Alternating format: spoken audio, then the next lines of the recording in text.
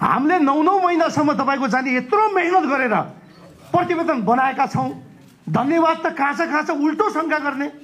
यहाँ म भन्न चाहन्छु 14 अरबको ठेक्कालाई सिधै 22 अरब पुर्याइएको छ। सिधै 8 अरब भ्रष्टाचार भयो कि भएन? यो सार्वजनिक खरिद ऐन विपरीत भयो कि भएन?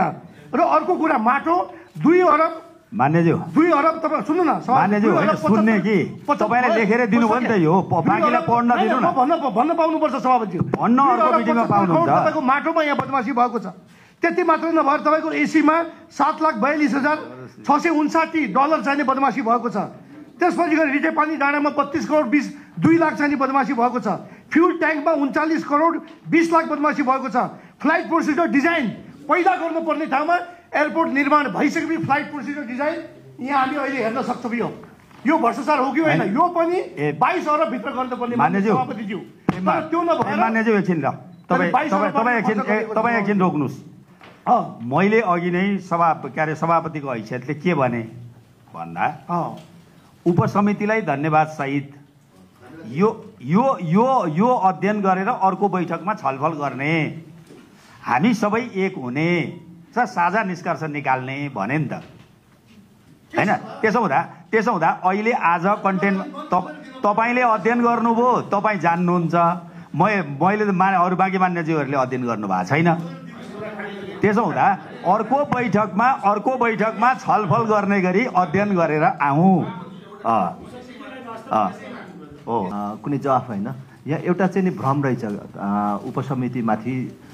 सम्बन्धितहरूसँग बुझिएन कि विज्ञहरूसँग बुझिएन कि भन्ने जस्तो अलिकति रहेछ। खालि उपसमितिको साथीहरू बस्नुभयो र उहाँहरू छलफल गरेर रिपोर्ट बनाउनु भयो भन्ने कुरा, तर त्यो होइन है। हामीले योजना आयोजना स्थलमा पनि गएर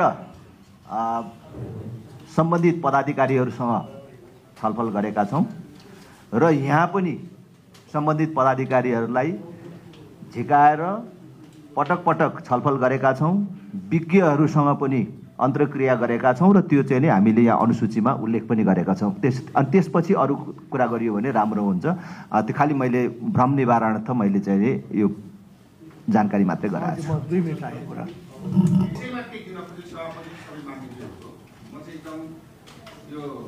विचित्र देखेँ। तपाईँ हामीलाई के लाग्यो भने पोखरा विमानस्थलमा त्यसपछि भैरवामा काहीँ न काहीँ त्रुटि छ, काहीँ न काहीँ समस्या छ भनेर एउटा छानबिन समिति बनायो।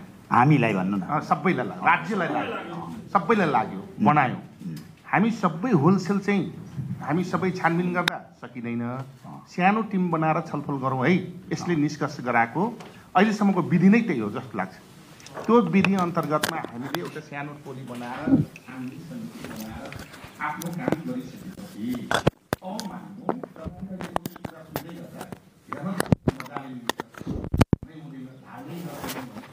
उपसमितिले प्रतिवेदन दिइसकेपछि जेनरल आजसम्म मैले देख्दा यो सार्वजनिक लेखासमिति झन्झनै अब 10 वर्ष हुन्छ।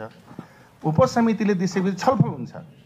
छलफल भइसकेपछि आफ्ना धारणा राख्छन्, ठिक छ, त्यसमा हामीलाई भोलि पर्सि पढेर। तर पछि मानिलौँ उपसमितिले गरेका यो चाहिँ छलफल नगराइकन ल्यायो, अर्को चाहिँ उपस्थिति गराएनन् भन्ने तर्कहरू गर्नुभयो भने फेरि तपाईँलाई चित्त बुझेन भने अर्को उपसमिति बनाउनु भन्नुभयो भने त के अर्थ होला, के छलफल रहला भन्ने मात्रै मेरो चिन्ताको विषय। धन्यवाद।